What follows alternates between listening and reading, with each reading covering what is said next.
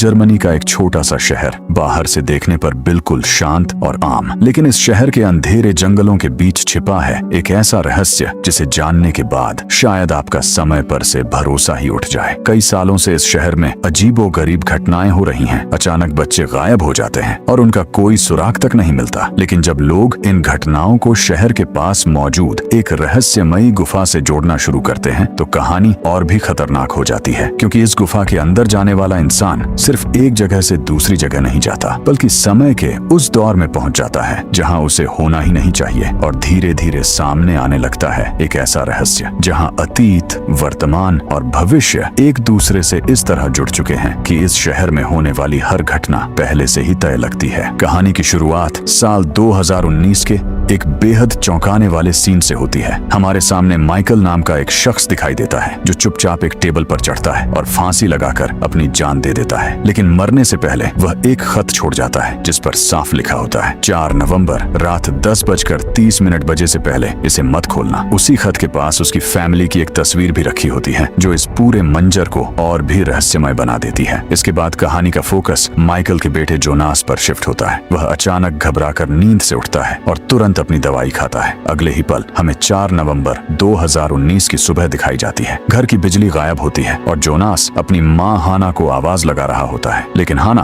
अपने कमरे में अपने आशिक के साथ व्यस्त होती है। कुछ देर बाद वह आदमी चुपके से खिड़की के रास्ते बाहर निकल जाता है ताकि किसी को उसके आने की भनक न लगे। सीन बदलता है और अब जोनास स्कूल के लिए निकल चुका होता है। रास्ते में उसकी नजर शहर में लापता हुए एक लड़के के पोस्टर पर पड़ती है। इसके बाद हम जोनास को उसके थेरेपिस्ट पीटर के साथ देखते हैं। पीटर उससे उसकी मानसिक हालत के बारे में बात कर रहा होता है। वह कहता है कि पहले के मुकाबले अब उसकी तबीयत काफी बेहतर लग रही है, लेकिन तभी जोनास बताता है कि उसके पिता अब भी उसे सपनों में दिखाई देते हैं। यह सुनकर पीटर पूछता है, क्या तुम अपनी दवाइयां समय पर ले रहे हो? जिस पर जोनास जवाब देता है, हाँ, दोनों दवाइयां ले रहा हूँ। फिर वह कहता है, मुझे लगता है कि पापा मुझे कुछ बताना चाहते हैं, या शायद मैं ही उनसे कुछ सुनना चाहता हूँ। पीटर उससे पूछता है, आखिर तुम उनसे क्या सुनना चाहते हो? तब जोनास भावुक होकर कहता है, मैं बस जानना चाहता हूँ कि वो मुझे छोड़कर क्यों चले गए, उन्होंने खुदकुशी क्यों की, और ऐसा करने से पहले उन्होंने मुझे कुछ भी क्यों नहीं बताया। उधर दूसरी तरफ माइकल की मौत से पहले छोड़ा गया वह रहस्यमयी खत अब उसकी पत्नी हाना के पास सुरक्षित रखा होता है। लेकिन उस खत पर लिखी चेतावनी साफ कहती है कि 4 नवंबर की रात 10:30 से पहले उसे बिल्कुल नहीं खोलना है। अगले सीन में हमें उलरिक नीलसन का परिवार दिखाई देता है। घर में उसकी पत्नी कैटरीना, बड़ा बेटा मैग्नस, छोटा बेटा मिकेल और बेटी मार्था मौजूद होते हैं। तभी मिकेल सबको एक मजेदार मैजिक ट्रिक दिखाता है। वह एक छोटी सी चीज को एक कप के नीचे रखता है और पलक झपकते ही उसे दूसरे कप के नीचे निकाल देता है। यह देखकर उलरिक हैरान होकर पूछता है, ये तुमने कैसे किया? मिकेल मुस्कुराते हुए जवाब देता है, ये मत पूछिए कि कैसे किया, ये पूछिए कि कब किया। इसके बाद सीन स्कूल के बाहर शिफ्ट होता है जहाँ जोनास अकेला खड़ा होता है। स्कूल के कई छात्र उसे अजीब नजरों से घूर रहे होते हैं। तभी उसका दोस्त बारतोश वहां पहुंचता है और कहता है, मैंने सबको बता दिया है कि तुम पिछले 2 महीने फ्रांस में अपनी आंटी के पास थे। इसके बाद दोनों साथ में स्कूल के अंदर चले जाते हैं। दूसरी तरफ उलरिक, जो पेशे से एक पुलिस अफसर है, पुलिस स्टेशन पहुंचता है। वहां लापता लड़के एरिक के माता पिता पुलिस पर बुरी तरह भड़के हुए होते हैं। दरअसल एरिक को गायब हुए 13 दिन हो चुके थे। स्थिति को संभालने के लिए उलरिक उन्हें भरोसा दिलाता है कि पुलिस हर हाल में उनके बेटे को ढूंढ निकालेगी। इसके बाद हमें एक रहस्यमयी गुफा दिखाई जाती है जिसके अंदर से एक अनजान शख्स धीरे धीरे बाहर निकलता है। उसकी पहचान अभी भी रहस्य बनी रहती है। अगले सीन में स्कूल की असेंबली चल रही होती है जहां पर स्कूल की प्रिंसिपल कैथरीना सभी स्टूडेंट्स को बताती हैं कि एरिक को गायब हुए अब 13 दिन हो चुके हैं और अगर किसी भी छात्र को उसके बारे में जरा सी भी जानकारी हो तो बिना डरे तुरंत स्कूल या पुलिस को बताए। और यही हमें पता चलता है कि मार्था बारतोश के साथ रिलेशनशिप में है। दूसरी तरफ उलरिक अपनी माँ से मिलने पहुंचता है। उसकी माँ घबराई हुई आवाज में कहती है, मैंने फिर से जंगल में किसी को देखा, उसका सिर बहुत बड़ा था। उलरिक को उसकी बात पर भरोसा नहीं होता, लेकिन तभी उसकी माँ अपनी जेब से एक चॉकलेट का रैपर निकालती है और कहती है, ये मुझे जंगल में मिला था। यह बिल्कुल वैसी ही चॉकलेट है जो मार्ट्स को बहुत पसंद थी। मार्ट्स उलरिक का छोटा भाई था जो 35 साल पहले रहस्यमय तरीके से गायब हो गया था। उसकी माँ आगे कहती है, एरिक भी ठीक मार्ट्स की तरह ही गायब हुआ है। सब कुछ बिल्कुल वैसा ही हो रहा है जैसा 33 साल साल पहले हुआ था। उसकी बात सुनकर माहौल और भी रहस्यमय हो जाता है। इसके बाद हमें हेल्गे डॉपलर दिखाई देता है, जो एक नर्सिंग होम में रह रहा होता है। वह लगातार एक ही बात दोहराए जा रहा होता है, वह वापस आने वाला है, वह वापस आने वाला है। लेकिन वह किसकी बात कर रहा है, इसका जवाब अभी किसी के पास नहीं होता। अगले ही सीन में हमें एरिक दिखाई देता है। वह एक अजीब से बंद कमरे में कैद होता है। कमरे में एक पुराना टेलीविजन लगातार चल रहा होता है, जिससे साफ पता चलता है कि किसी ने उसे वहां जबरदस्ती बंद करके रखा हुआ है। इसके बाद मैग्नस, मार्था, जोनास और बार्तोश एक साथ मिलते हैं। बातचीत के दौरान वे फैसला करते हैं कि रात होने के बाद सभी जंगल की उस रहस्यमयी गुफा में जाएंगे। उन्हें उम्मीद होती है कि शायद वहां एरिक के गायब होने से जुड़ा कोई सुराग मिल जाए। दूसरी तरफ कैथरीना अपने पति उलरिख की जैकेट से एक लंबे बाल का गुच्छा निकालती है। बाल किसी दूसरी औरत का होता है। उसे देखते ही कैथरीना के चेहरे का रंग बदल जाता है और उसके मन में शक पैदा होने लगता है। इसके बाद हमें इनेस दिखाई देती है, जो जोनास की दादी है। वह किसी को मैसेज भेजते हुए लिखती है, आज भी बिजली चली गई। अगर आप चाहते हैं कि हम यह घर छोड़ दें तो साफ साफ कह दीजिए। हमें यह भी पता चलता है कि वह पिछले 3 महीनों से घर से बाहर नहीं निकली है। इसी बीच उसकी नजर बार बार घड़ी पर जाती रहती है, क्योंकि वह माइकल के छोड़े हुए खत को खोलने के लिए रात 10:30 बजे का इंतजार कर रही होती है। उधर जंगल में जोनास तय की हुई जगह पर पहुंचता है। वहां वह देखता है कि मार्था पहले से उसका इंतजार कर रही है। इंतजार करते करते मार्था बार्टोश के साथ अपने रिश्ते के बारे में जोनास को समझाने की कोशिश करती है, लेकिन जोनास सिर्फ इतना कहता है, कोई बात नहीं, मैं समझता हूँ। तभी मार्था अचानक चुप हो जाती है और कहती है, पता नहीं क्यों, लेकिन मुझे ऐसा लग रहा है जैसे ये पल मैं पहले भी जी चुकी हूँ, बिल्कुल ऐसा ही जैसे यह सब पहले भी हो चुका हो। उसकी यह बात आने वाले रहस्यों की ओर एक और बड़ा इशारा करती है। कुछ ही देर बाद मैग्नस, मिकेल और बार्टोश भी वहां पहुंच जाते हैं। अब पांचों मिलकर जंगल के अंदर मौजूद उस रहस्यमयी गुफा की ओर बढ़ने लगते हैं। किसी को अंदाजा भी नहीं होता कि उनका यह फैसला उनकी जिंदगी हमेशा के लिए बदलने वाला है। पांचों दोस्त धीरे धीरे उस गुफा के और करीब पहुंचते जाते हैं, जबकि जंगल का डरावना सन्नाटा हर कदम के साथ और गहरा होता जा रहा होता है। इसके बाद कहानी एक बार फिर स्कूल पहुंचती है, जहां कैथरीना और शार्लोट किसी बात को लेकर बहस कर रही होती हैं। तभी अचानक हेल्गे डॉपलर वहां आ जाता है। वह बेहद घबराया हुआ बार बार सिर्फ एक ही बात दोहराता रहता है, वह वापस आने वाला है, बहुत देर हो चुकी है। उसकी बातें सुनकर माहौल और भी तनावपूर्ण हो जाता है। उधर रात के 10:14 होते ही इनेस आखिरकार माइकल का छोड़ा हुआ वह रहस्यमयी खत खोल देती है, जिसका वह घंटों से इंतजार कर रही थी। इसी बीच कहानी फिर जंगल की ओर लौटती है। बार्तोश उस जगह पर एरिक का छिपाया हुआ ड्रग्स का स्टॉक ढूंढने की कोशिश कर रहा होता है, लेकिन उसे वहां कुछ भी नहीं मिलता। दरअसल फ्रांसिस्का नाम की लड़की वह पैकेट पहले ही चुरा चुकी थी, जिसके कारण बार्तोश से उसकी लड़ाई हो जाती है। तभी अचानक पूरी गुफा के आसपास एक अजीब और डरावनी आवाज गूंजने लगती है। उसी पल सबकी टॉर्च की लाइटें तेजी से झिलमिलाने लगती हैं। माहौल इतना खौफनाक हो जाता है कि सभी बिना कुछ सोचे समझे जान बचाकर भागने लगते हैं। जोनास और मिकेल भी साथ साथ दौड़ रहे होते हैं, लेकिन भागते समय जोनास ठोकर खाकर जमीन पर गिर जाता है। जब वह खुद को संभाल कर उठता है तो मिकेल कहीं दिखाई नहीं देता। वह घबराकर उसे चारों तरफ ढूंढने लगता है। तभी उसके पीछे से किसी के कदमों की आहट सुनाई देती है। जैसे ही जोनास पलट कर देखता है, उसके सामने खून से लथपथ एक आदमी खड़ा होता है, और सबसे डरावनी बात यह होती है कि वह बिल्कुल उसके पिता माइकल जैसा दिख रहा होता है। यह नजारा देखते ही जोनास बुरी तरह डर जाता है और पूरी ताकत से वहां से भाग निकलता है। जब वह बाकी दोस्तों के पास पहुंचता है तो मैग्नस घबराकर उससे पूछता है, मिकेल कहाँ है? जोनास हैरानी से जवाब देता है, क्या वो तुम्हारे साथ नहीं है? ये सुनते ही सबके चेहरों का रंग उड़ जाता है। इसके बाद शार्लोट, उलरिक, हाना और रेजिना के फोन एक साथ बजने लगते हैं। यह कॉल उनके बच्चों की तरफ से होती है, जो घबराकर उन्हें बताते हैं कि मिकेल अचानक जंगल से गायब हो गया है। दूसरी तरफ इनेस माइकल का खत पूरा पढ़ लेती है, लेकिन उसे किसी को दिखाने के बजाय वह चुपचाप उसी बॉक्स में वापस रख देती है। खत में लिखी बातें उसके दिल को झकझोर देती हैं और उसकी आंखों से आंसू बहने लगते हैं। कुछ ही देर में सभी माता पिता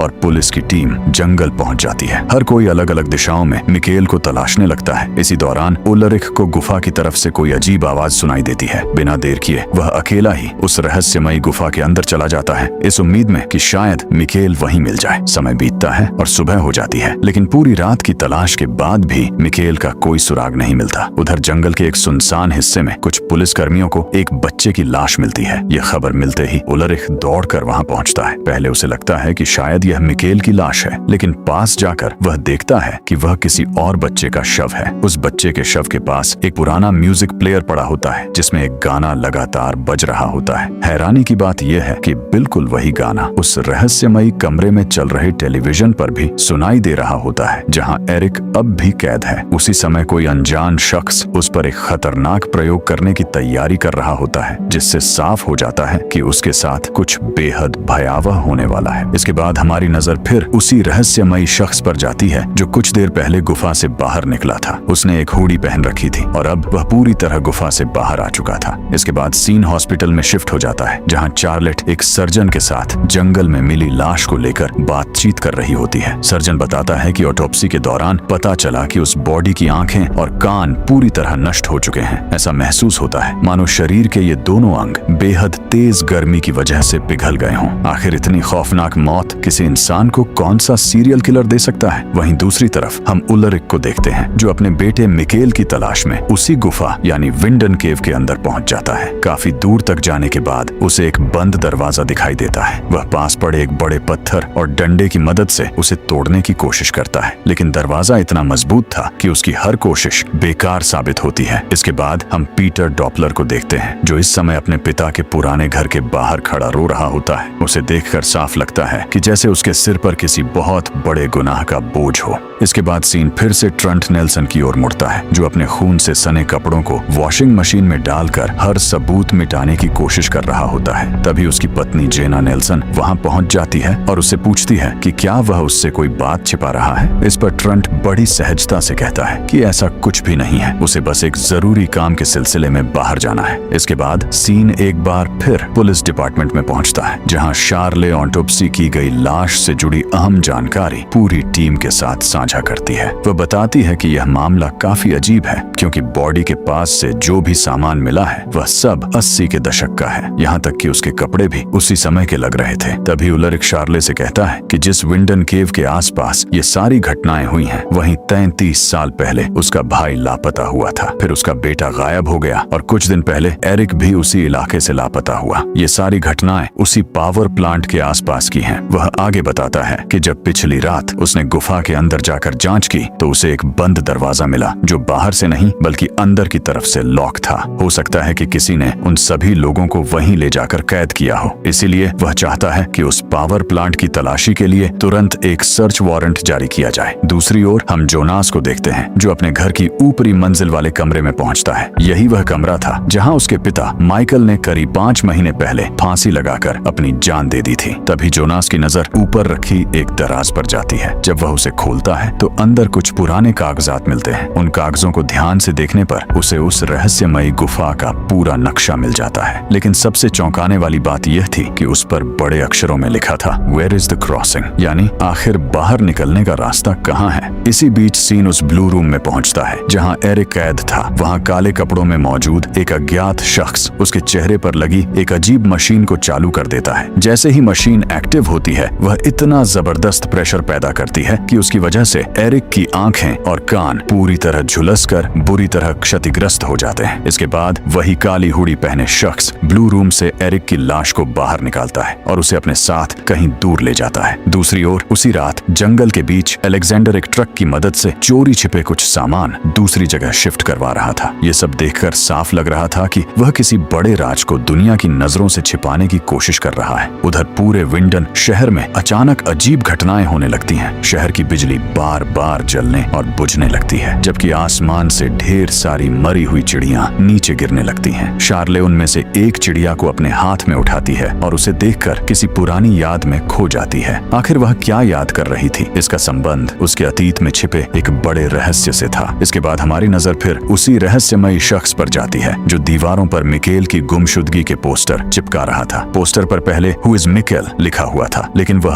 हु शब्द को काटकर उसकी जगह व्हेन इज मिकेल लिख देता है। यानी सवाल अब यह नहीं था कि मिकेल कौन है, बल्कि यह था कि मिकेल किस समय में है। इसी एक बदलाव ने पूरी कहानी का सबसे बड़ा संकेत दे दिया। इसके बाद सीन सीधे मिकेल पर शिफ्ट हो जाता है, जो गुफा से बाहर निकलकर अपने घर पहुंचता है। लेकिन वहां पहुंचते ही उसे सब कुछ बदला बदला दिखाई देता है। सड़क पर चल रही गाड़ियां, पुरानी मोपेड और यहाँ तक कि घरों का इंटीरियर और एक्सटीरियर भी कई साल पुराने जमाने जैसा लग रहा था। जैसे ही वह अपने घर का दरवाजा खोलता है, तभी एक लड़का बाहर निकलकर उससे पूछता है, तुम कौन हो? इस पर मिकेल हैरानी से कहता है, ये तो मेरा घर है, तुम कौन हो? दरअसल वह लड़का कोई और नहीं बल्कि छोटा उलरिक नेल्सन था, जो आगे चलकर मिकेल का पिता बनने वाला था। उलरिक भी मिकेल को पहचान नहीं पाता और अपनी गर्लफ्रेंड कैटरीना के साथ वहां से चला जाता है। तभी मिकेल की नजर अपनी माँ के जवान रूप पर पड़ती है और वह पूरी तरह हैरान रह जाता है कि आखिर वह किस टाइमलाइन में आ गया है। तभी उसकी नजर एक अखबार पर जाती है जिस पर तारीख 1986 छपी होती है, यानी मिकेल अनजाने में पूरे 33 साल अतीत में पहुंच चुका था। मिकेल अपने ही घर के बाहर खड़ा था, लेकिन जैसे ही वह अंदर जाता है उसे सब कुछ बदला हुआ दिखाई देता है। घर का सामान, इंटीरियर और माहौल किसी पुराने दौर का लग रहा था। तभी उसकी मुलाकात जेना नील्सन से होती है। मिकेल उनसे अपने मम्मी पापा के बारे में पूछता है, लेकिन जेना उसे देखकर चौंक जाती है क्योंकि उसका बेटा मैड्स कुछ समय पहले लापता हो चुका था। इसलिए एक पल के लिए उसे लगता है कि शायद उसका बेटा वापस आ गया है। वह मिकेल को रोकने की कोशिश करती है, लेकिन डरा हुआ मिकेल वहां से भाग निकलता है। दूसरी तरफ हॉस्पिटल में हमारी मुलाकात इनेस कानवॉल्ड से होती है। यही वह नर्स है जिसका इस कहानी में आगे बहुत अहम रोल होने वाला है। उधर पूरे विंडन में अजीब घटनाएं शुरू हो चुकी थीं। सैकड़ों मरी हुई चिड़ियां आसमान से गिर रही थीं, जबकि पुलिस पहले से ही मैड्स की गुमशुदगी की जांच में उलझी हुई थी। इसी दौरान एगॉन टाइडमैन इस केस को सुलझाने की कोशिश कर रहे थे, लेकिन उनके हाथ अब तक कोई ठोस सुराग नहीं लगा था। इसी बीच क्लाउडिया टाइडमैन को विंडन न्यूक्लियर पावर प्लांट की नई डायरेक्टर बनाया जाता है। नई जिम्मेदारी मिलने की खुशी तो थी, लेकिन प्लांट का शुरुआती डेटा देखकर उसे कुछ बड़ा गड़बड़ होने का एहसास होने लगता है। उधर मिकेल अपने माता पिता को ढूंढते ढूंढते स्कूल पहुंच जाता है। वहां उसे अपनी माँ कैटरीना, पिता उलरिक और हैना के जवान रूप दिखाई देते हैं, लेकिन कोई भी उसे पहचान नहीं पाता। सभी उसे अजीब बच्चा समझकर उससे दूरी बनाने लगते हैं। तभी मिकेल को एहसास होने लगता है कि वह सचमुच किसी दूसरे समय में आ चुका है। वहीं पावर प्लांट में हेल्गे डॉपलर क्लाउडिया को एक रहस्यमयी तोहफा देता है। इसके बाद वह दीवार पर लिखे नो फ्यूचर शब्दों को मिटाने लगता है। देखने में यह छोटा सा सीन लगता है, लेकिन आगे चलकर यही कहानी का एक अहम संकेत साबित होता है। इसी दौरान क्लाउडिया पावर प्लांट पहुंचती है, जहां शुरुआती रिपोर्ट्स देखते ही उसे महसूस होता है कि प्लांट के रिकॉर्ड्स में कुछ बड़ा छिपाया जा रहा है।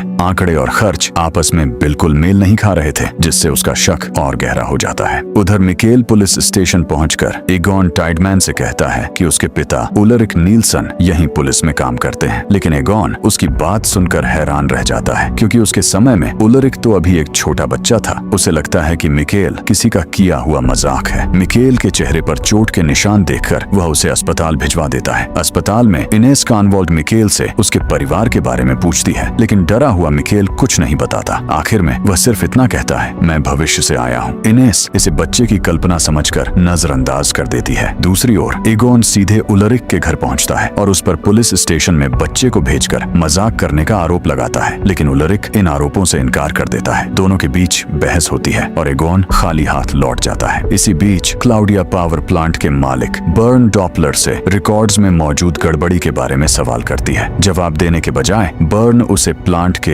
एक गुप्त हिस्से में ले जाता है। वहां पहुंचकर वह कहता है, जो तुम जानती हो वो सिर्फ एक बूंद है और जो नहीं जानती वो पूरा महासागर। इसके बाद वह उसे एक सीक्रेट स्टोरेज दिखाता है जहां भारी मात्रा में न्यूक्लियर वेस्ट छिपा कर रखा गया था। यहीं से साफ हो जाता है कि पावर प्लांट के अंदर सालों से एक बहुत बड़ा राज दफन है। उधर पूरे शहर में रहस्यमयी घटनाएं लगातार बढ़ती जा रही थीं। पहले पक्षी और अब जानवर भी अजीब हालात में मर रहे थे। जांच में पता चलता है कि सभी के कान बुरी तरह क्षतिग्रस्त थे, मानो किसी बेहद ताकतवर तरंग या आवाज ने उन्हें अंदर से नष्ट कर दिया हो। रात होते ही मिकेल अस्पताल से निकलकर दोबारा गुफा का रास्ता पकड़ता है। अब उसे यकीन हो चुका था कि अगर अपनी असली टाइमलाइन में लौटना है तो उसी गुफा से होकर जाना होगा। इसलिए वह रास्ता रोशन करने के लिए एक लाइटर अपने साथ रख लेता है। इसी दौरान 1986 में हैना और उलरिक बस स्टॉप पर बैठे बात कर रहे होते हैं। हैना उससे अपने दिल की बात पूछती है, लेकिन उलरिक कोई साफ जवाब नहीं देता। वहीं हैना कहती है कि उसकी सबसे बड़ी ख्वाहिश ऐसी दुनिया में जीने की है जहां विंडन नाम की जगह ही ना हो। उधर क्लाउडिया घर पहुंचकर हेल्गे का दिया हुआ तोहफा खोलती है। उसके अंदर H.G. टानहाउस की लिखी किताब अ जर्नी थ्रू टाइम होती है। यही किताब आगे चलकर पूरी कहानी की सबसे अहम कड़ी बनने वाली थी। दूसरी तरफ 2019 का उलरिक भी अपने बेटे मिकेल को वापस लाने के लिए उसी गुफा में पहुंच चुका था। एक तरफ 1986 में मिकेल गुफा के अंदर बढ़ रहा था, तो दूसरी तरफ 2019 में उलरिक उसे आवाज लगाते हुए उसी रास्ते पर आगे बढ़ रहा था। दोनों एक दूसरे के बेहद करीब थे और मिकेल को अपने पिता की आवाज भी सुनाई देती है, लेकिन 33 साल का समय उनके बीच ऐसी दीवार बन चुका था जिसे कोई पार नहीं कर सकता था। दोनों अपनी अपनी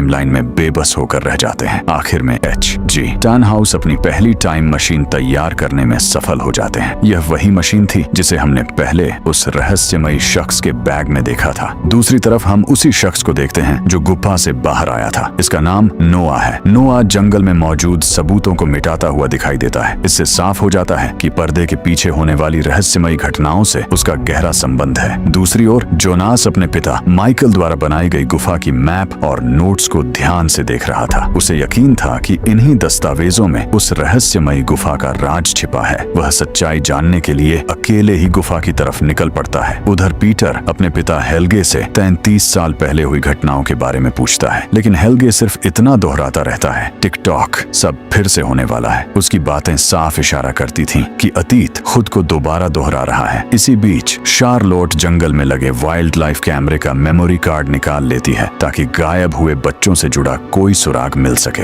दूसरी तरफ वह मरी हुई चिड़ियों की जांच भी करवाती है, जहां रिपोर्ट में पता चलता है कि उनकी मौत किसी सामान्य वजह से नहीं हुई। सभी के कान बुरी तरह क्षतिग्रस्त थे, बिल्कुल उसी तरह जैसे पहले मिली रहस्यमयी लाश के साथ हुआ था। इससे शार्लोट को शक होने लगता है कि इन सभी घटनाओं के पीछे कोई एक ही कारण है। उधर जोनास गुफा के अंदर काफी दूर तक पहुंच जाता है, लेकिन उसे कोई रास्ता या जवाब नहीं मिलता। वहीं शार्लोट अपने साथी अफसर को 33 साल पुराने गुमशुदगी के सभी रिकॉर्ड दोबारा खंगालने का आदेश देती है। मेमोरी कार्ड की फुटेज देखने पर शार्लोट को पता चलता है कि बच्चों के गायब होने वाली रात पीटर की कार पावर प्लांट के पास मौजूद थी। वह तुरंत पीटर से सवाल करती है, लेकिन वह बात टाल देता है। अब पहली बार शार्लोट को अपने ही पति पर शक होने लगता है। इसी दौरान उलरिक बिना अनुमति के पावर प्लांट की जांच करने पहुंच जाता है। उसे पूरा यकीन था कि गायब हुए बच्चों का राज इसी जगह छिपा है, लेकिन सिक्योरिटी उसे पकड़ लेती है। बाद में शार्लोट उसे छुड़ाकर बाहर लाती है। रास्ते में उलरिक कहता है कि उसके भाई, उसके बेटे और एरिक की गुमशुदगी किसी इत्तेफाक का हिस्सा नहीं, बल्कि एक ही रहस्य से जुड़ी हुई है। इसलिए पावर प्लांट की पूरी तलाशी लेना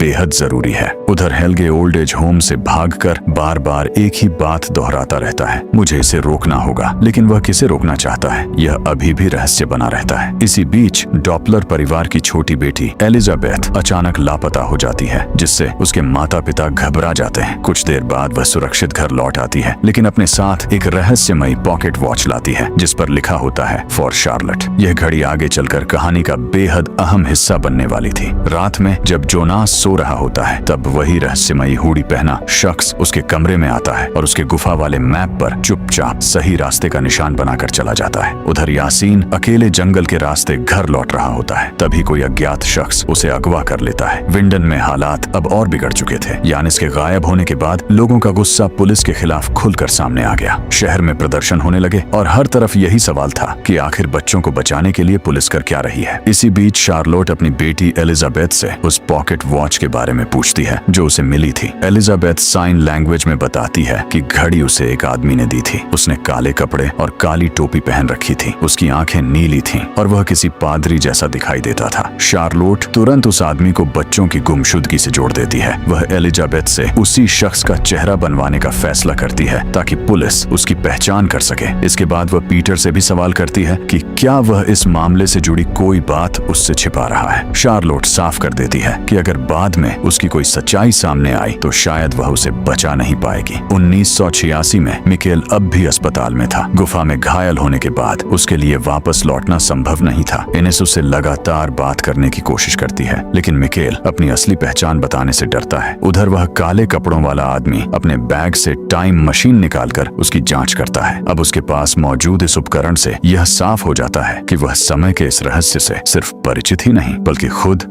उसका इस्तेमाल भी कर रहा है। 2019 में बार्टोज को उस फोन पर एक कॉल मिलाता है जो उसे ड्रग्स के पैकेट से मिला था। फोन करने वाला उसे शाम को मिलने के लिए बुलाता है। बार्टोज इस बारे में जोनास को बताता है और उसे भी अपने साथ चलने के लिए कहता है। दूसरी तरफ हैना कैटरीना के घर खाना लेकर पहुंचती है। परिवार की हालत देखकर वह मदद करना चाहती थी। बारिश के बीच उलरिक घर लौटता है और हैना उसके साथ निकलने लगती है। कैटरीना दोनों को जाते हुए देखती है। विदा करते समय वह हैना को गले लगाती है और उसकी खुशबू महसूस करती है। उसी पल उसके शक को यकीन में बदलने के लिए काफी था। अब उसे समझ आ चुका था कि उलरिक उससे क्या छिपा रहा है। अस्पताल में मिकेल से मिलने नोआ पहुंचता है। वह उसे समझाता है कि दुनिया में होने वाली हर चीज एक तय योजना का हिस्सा है और इंसान को उस रास्ते पर भरोसा रखना चाहिए। मिकेल उससे सवाल करता करता है कि अगर भगवान का फैसला ही गलत हो तो नोआ जवाब देता है कि भगवान कभी गलत नहीं होते। मिकेल को लेकर अब प्रशासन को फैसला लेना था। उसका परिवार अभी तक नहीं मिला था और उसे हमेशा अस्पताल में नहीं रखा जा सकता था। इनेस मिकेल को अपने साथ रखने की इच्छा जताती है। उसके पति की मौत हो चुकी थी और उसका खुद का कोई बच्चा नहीं था, इसलिए वह इस बच्चे को अपना परिवार देना चाहती थी। इधर जोनास अपने पिता की कब्र के पास बैठा था, तभी काले हुड वाला आदमी उसके पास आकर बैठता है। वह जोनास को समझाता है कि उसके पिता की मौत भी किसी बड़े मकसद से जुड़ी है और उसे आने वाली घटनाओं से डरना नहीं चाहिए। जोनास अभी इस आदमी की असली पहचान नहीं जानता था, लेकिन सच्चाई ये थी कि वह उसका ही भविष्य वाला रूप था। 1986 में मिकेल की मुलाकात हैना से होती है। दोनों के बीच बातचीत शुरू होती है और मिकेल उसे जादू की एक छोटी सी ट्रिक दिखाता है। एक अनजान समय में फंसे इस बच्चे को पहली बार किसी ऐसे इंसान का साथ मिलता है जिसके सामने वह थोड़ा सहज महसूस करता है। पावर प्लांट के पास बार्टोज उस शख्स से मिलने पहुंचता है जिसने उसे फोन किया था। वह जोनास को कॉल करता है, लेकिन इस बार जोनास फोन नहीं उठाता, इसलिए बार्टोज अकेला ही आगे बढ़ जाता है। कुछ ही देर बाद उसके सामने नोआ आता है। बार्टोज को अंदाजा भी नहीं था कि जिस डील के लिए वह यहाँ आया है उसके पीछे विंडन के सबसे बड़े रहस्यों में से एक छिपा हुआ है। नोआ उसे अपनी कार में बैठाता है और बातचीत शुरू करता है। इसी दौरान हैना अपने पिता के साथ घर लौट रही होती है। रास्ते में वह उनसे पूछती है कि अगर कोई इंसान कोई गलत काम होते हुए देख ले तो उसे क्या करना चाहिए। उसके पिता जवाब देते हैं कि ऐसी स्थिति में पुलिस को बताना चाहिए। हैना तुरंत पुलिस स्टेशन जाने की बात कहती है। वह एगोन के सामने उलरिक पर गंभीर आरोप लगा देती है। उसका कहना था कि उसने उलरिक को एक लड़की के साथ जबरदस्ती करते हुए देखा है, लेकिन असल में हैना ने उलरिक और कैटरीना को आपसी सहमति से करीब आते देखा था।